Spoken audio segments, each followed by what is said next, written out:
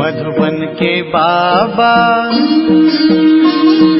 मधुबन के बाबा मुरली वाले, आपका क्या कहना। ओम शांति। 20 जुलाई 2026। बाबा के महावाक्य। मीठे बच्चे, बैगर से प्रिंस बनने का आधार पवित्रता है। पवित्र बनने से ही पवित्र दुनिया की राजाई मिलती है। प्रश्न: इस पाठशाला का कौन सा पाठ तुम्हें मनुष्य से देवता बना देता है? उत्तर: तुम इस पाठशाला में रोज यही पाठ पढ़ते हो कि हम शरीर नहीं आत्मा हैं। आत्म अभिमानी बनने से ही तुम मनुष्य से देवता, नर से नारायण बन जाते हो। इस समय सब मनुष्य मात्र पुजारी अर्थात पतित देह अभिमानी हैं। इसलिए पतित पावन बाप को पुकारते रहते हैं। गीत: छोड़ भी दे आकाश सिंहासन। ओम शांति। बच्चे जानते हैं कि यह ओम शांति किसने कहा? कौन से बच्चे? आत्माएं जानती हैं कि ओम शांति किसकी आत्मा ने कहा? परम पिता परमात्मा ने कहा। बच्चे जानते हैं मनुष्य की आत्मा ने नहीं कहा। यह परम पिता परमात्मा शिव ने कहा। वह सभी का बाप ऊंचे ते ऊंचा है। अब गीत में सुना, भारत पर बहुत माया का परछाया पड़ा हुआ है। बहुत पतित बन गए हैं। इसलिए पुकारते हैं कि हे पतित पावन, फिर से आओ पावन बनाने। आत्मा ही बुलाती है अपने बाप को, जिसको भगवान कहते हैं। कहते हैं वही पतित पावन है। एक की ही महिमा होती है, वह है सभी आत्माओं का बेहद का बाप।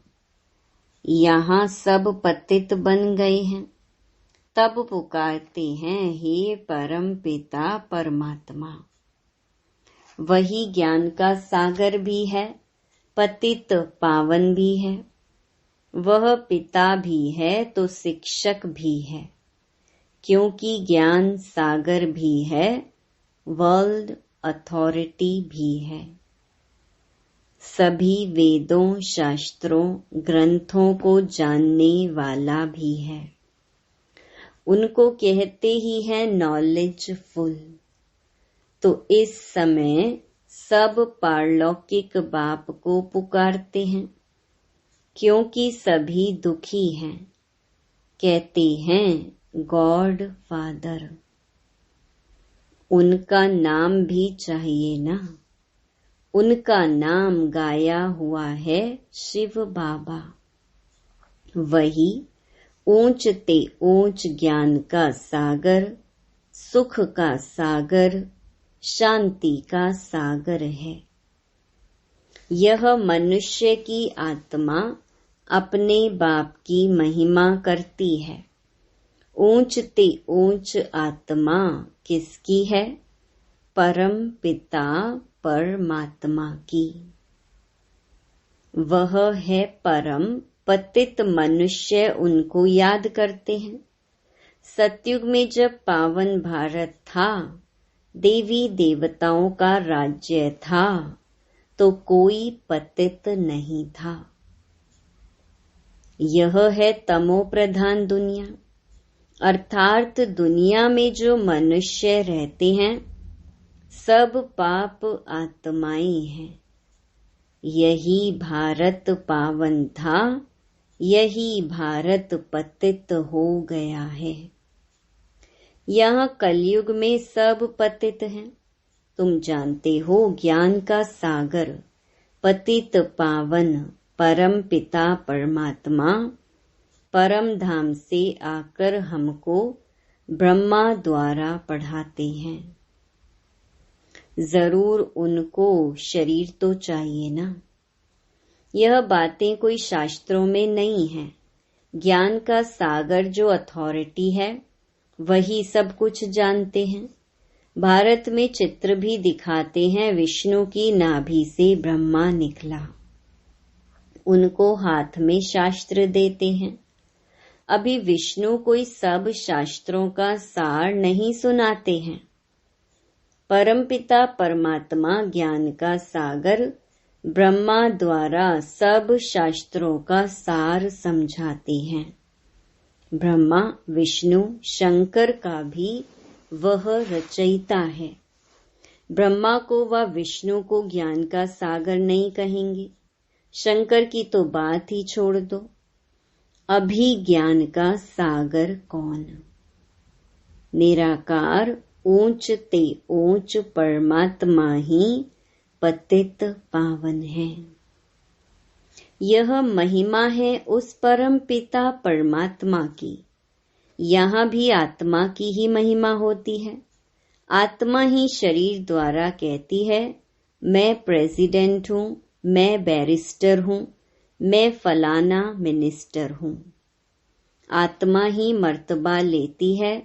शरीर द्वारा आत्मा कहती है, मैं एक शरीर छोड़ दूसरा लेता हूँ।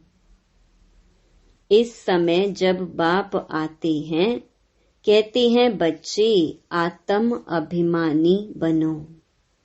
मैं तुम्हारा बाप आया हूँ तुमको यही पाठ पढ़ाने। यह पाठशाला है मनुष्य से देवता, नर से नारायण, नारी से लक्ष्मी बनने की। बाप को सभी आत्माएं बुलाती हैं कि हे परम पिता परमात्मा, अब निराकारी दुनिया से साकारी दुनिया में आओ, रूप बदलो। तुम निराकारी आत्माएं तो जब शरीर में आती हो तो गर्भ में आती हो, पुनर्जन्म लेती हो। बाप समझाते हैं, तुमने 84 जन्म गर्भ से लिए हैं। एक शरीर छोड़ फिर गर्भ में जाते हो, ऐसे 84 जन्म लेते हो। मैं तो गर्भ में नहीं आता हूँ। भारतवासी असल में देवी देवता धर्म के थे। फिर सीढ़ी नीचे उतरते आए, क्षत्रिय वर्ण में, फिर वैश्य शूद्र वर्ण में कलाएं कम होती जाती हैं। भारत 16 कला संपूर्ण था, फिर 14 कला बना। भारतवासी अपने जन्मों को नहीं जानते। 84 जन्म भारतवासी ही लेते हैं और कोई धर्म वाले 84 जन्म नहीं लेते। तुम स्वदर्शन चक्रधारी बने हो, यह ज्ञान की बात है। स्वदर्शन चक्रधारी बनने से तुम चक्रवर्ती महाराजा बनते हो स्वर्ग का। तुम अच्छी रीति जानते हो, हम यहाँ आए हैं पतित से पावन बनने। यह है ही पतित दुनिया। पतित पावन सर्व का सदगति दाता तो एक ही बाप है। सब उनको ही पुकारते हैं, बाप को याद करते हैं, श्री कृष्ण को नहीं। श्री कृष्ण ने गीता नहीं सुनाई।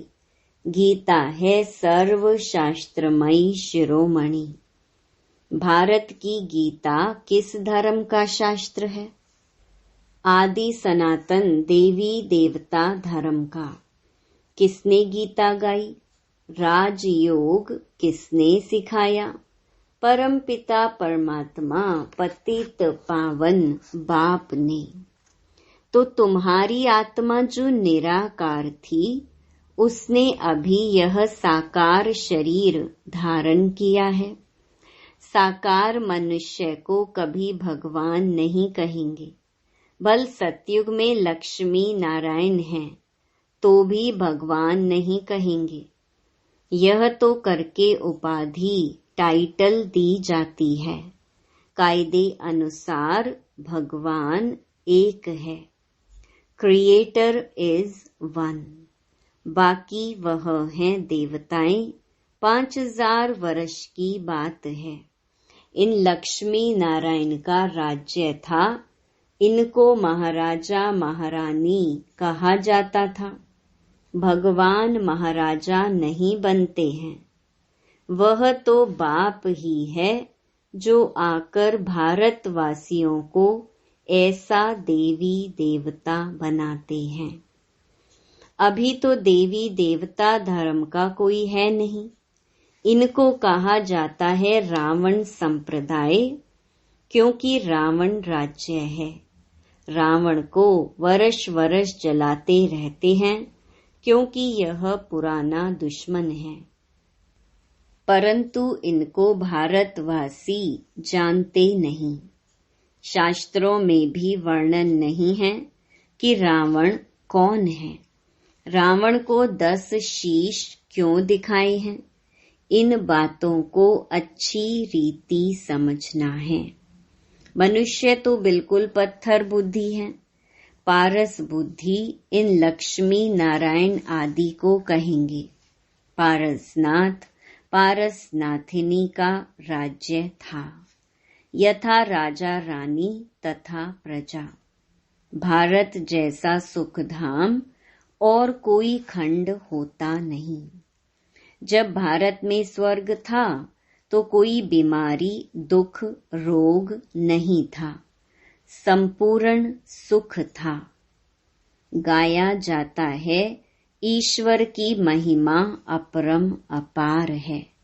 वैसे भारत की भी महिमा अपरम अपार है।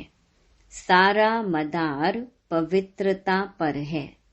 पुकारते भी ऐसे हैं, सब पतित हैं। पीस नहीं है, प्रॉस्पेरिटी भी नहीं है। अभी तुमने समझा है, हम भारतवासी सूर्यवंशी देवी देवता थे, फिर धीरे धीरे पतित बने हैं। इनको कहा जाता है मृत्यु लोक। इसको आग लगनी है। यह है शिव ज्ञान यज्ञ, रुद्र ज्ञान यज्ञ भी कहते हैं। मनुष्य नाम तो बहुत रख देते हैं। जहाँ भी शिव की मूर्ति देखते हैं तो अनेक भिन्न भिन्न नाम रख देते हैं। एक के ही अनेक नाम से मंदिर बनाते हैं। तो बाप बैठ समझाते हैं, ज्ञान भक्ति वैराग्य। अभी भक्ति पूरी होती है, तुमको भक्ति से वैराग्य आता है, अर्थात इस पुरानी दुनिया से वैराग्य है। यह पुरानी दुनिया विनाश होनी है। बच्चे पूछते हैं, बाबा हम पतित से पावन कैसे बने? कई नए आते हैं तो अलाउ नहीं किया जाता है। जैसे कॉलेज में कोई नया जाकर बैठे तो कुछ भी समझ ना सके, और किसको पता ही नहीं है मनुष्य से देवता कैसे बन रहे हैं। मनुष्य जो पतित हैं वही पावन बनते हैं। इस समय भारत भी बैगर है। सतयुग में भारत प्रिंस था। श्री कृष्ण सतयुग का पहला नंबर प्रिंस था। उसमें सब गुण हैं। राज्य लक्ष्मी नारायण का कहेंगे। श्री कृष्ण तो प्रिंस था, राधे प्रिंसेस थी। श्री कृष्ण प्रिंस की ही महिमा गाई जाती है। सर्वगुण संपन्न 16 कला संपूर्ण। उसने कोई गीता नहीं सुनाई। वह तो सतयुग का प्रिंस था। वह पतित मनुष्यों को पावन बनाने के लिए गीता पाठ सुनाए, यह हो नहीं सकता। यह सब शास्त्र हैं भक्ति मार्ग के। कितनी शास्त्रों की महिमा है। सतयुग में कोई शास्त्र चित्र आदि भक्ति मार्ग के होते ही नहीं। वहाँ तो ज्ञान की प्रारब्ध होती है 21 जन्मों के लिए। फिर से सतयुग का राज्य भाग्य ले रहे हैं। भारतवासी सतयुग में 5000 वर्ष पहले विश्व के मालिक थे और कोई भी पार्टीशन आदि नहीं था। 5000 वर्ष की बात है। अभी कलयुग का अंत है ना। विनाश सामने खड़ा है। भगवान ने यह ज्ञान यज्ञ रचा है। पतित कलयुग को पावन सतयुग बनाने तो जरूर पतित दुनिया का विनाश होगा। गाया भी हुआ है ब्रह्मा द्वारा आदि सनातन देवी देवता धर्म की स्थापना। सो अब शिव बाबा ब्रह्मा द्वारा करा रहे हैं। तुम अभी मनुष्य से देवता बन रहे हो। गाते भी हैं। परमपिता परमात्मा ब्रह्मा द्वारा स्थापना कराते हैं। वह तो हुआ प्रजापिता, उनकी सब औलाद हैं। बरोबर ब्रह्मा द्वारा ही स्वर्ग की स्थापना हुई थी। आज से 5000 वर्ष पहले भी मैं संगम पर आया था तुमको यह राजयोग सिखाने। श्री कृष्ण नहीं, मैं आया था। श्री कृष्ण पतित दुनिया में आ नहीं सकता। बाप ही आते हैं। वही सर्व का सद्गति दाता है। मनुष्य मनुष्य को सद्गति दे नहीं सकते। याद भी सभी एक को ही करते हैं। परमपिता परमात्मा कहाँ रहते हैं? तुम बच्चे जानते हो, परम धाम में रहते हैं। वह है ब्रह्म महतत्व। वहाँ आत्माएं पवित्र जैसे महात्माएं हैं। यहाँ भी महान आत्मा पतित आत्मा कहते हैं ना। वास्तव में यहाँ महान आत्मा एक भी नहीं है। आत्मा को ही पावन सतो प्रधान बनना है, ज्ञान और योग से, न कि पानी से। आत्मा ही पतित बनी है। आत्मा में ही खाद पड़ती है। आत्मा ही गोल्डन, सिल्वर, कॉपर, आयरन बनती है। अभी आत्माएं जो पतित हैं, उनको पावन कौन बनाए? सिवाय परमपिता परमात्मा के और कोई बना ना सके। बाप ही बैठ समझाते हैं।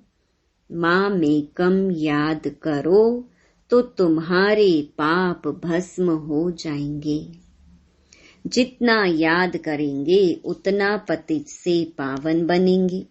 मेहनत इसमें है। ज्ञान तो सारा बुद्धि में है। यह चक्कर कैसे फिरता है, हम 84 जन्म कैसे लेते हैं, सतयुग में कितना समय राज्य चलता है, फिर रावण कैसे आता है। रावण है कौन, यह भी किसको पता नहीं है। कब से रावण को जलाते आते हैं, यह भी किसको पता नहीं। हर वर्ष जलाते हैं। सतयुग में तो नहीं जलाएंगे। अभी है ही रावण राज्य। राम राज्य तो कोई स्थापन कर नहीं सकता। यह तो बाप का ही काम है। पतित मनुष्य तो कर नहीं सकते। वह तो सब विनाश हो जाएंगे। पतित दुनिया ही विनाश होनी है। सतयुग में एक भी ऐसे नहीं कहेंगे कि हे पतित पावन आओ। वह तो पावन दुनिया है ना। तुम अभी जानते हो इन लक्ष्मी नारायण को ऐसा स्वर्ग का मालिक किसने बनाया। फिर इन्होंने 84 जन्म कैसे लिए। आदि सनातन देवी देवता धर्म वालों ने ही 84 जन्म लिए हैं। वही इस समय शूद्र वंशी बने हैं। अब फिर ब्राह्मण वंशी बनते हो। अभी तुम हो ब्राह्मण चोटी। यह है ऊंच ते ऊंच चोटी। ब्रह्मा मुख वंशावली ब्राह्मण कुलभूषण। अभी तुम शिव बाबा के बच्चे भी हो, पोत्रे पोत्रियां भी हो। शिव वंशी फिर ब्रह्मा कुमार कुमारियां हो। वर्षा मिलता है दादे से। बाप कहते हैं मुझे निरंतर याद करो। पावन बनो तो तुम मेरे पास मुक्ति धाम में आ जाएंगे। इन बातों को समझेंगे वही जिन्होंने कल्प पहले समझा है। वह तो हजारों हैं। कोई पूछते हैं कितने बीके हैं। बोलो हजारों की अंदाज में है। इस दैवी झाड़ की वृद्धि होती जाती है। अब फिर से सैपलिंग लग रहा है आदि सनातन देवी देवता धर्म का, क्योंकि देवता धर्म है नहीं। सब अपने को हिंदू कहलाते रहते हैं और धर्मों में कन्वर्ट हो गए हैं। फिर सब निकल आएंगे, आकर बाप से वर्षा लेंगे। तुम आए हो बेहद के बाप से बेहद के सुख का वर्षा पाने, अर्थात मनुष्य से देवता बनने। अच्छा, मीठे मीठे सिकिलधे बच्चों प्रति मात पिता बाप दादा का याद प्यार और गुड मॉर्निंग। रूहानी बाप की रूहानी बच्चों को नमस्ते। धारणा के लिए मुख्य सार। पहला, पतित से पावन बनने के लिए ज्ञान और योग में मजबूत होना है।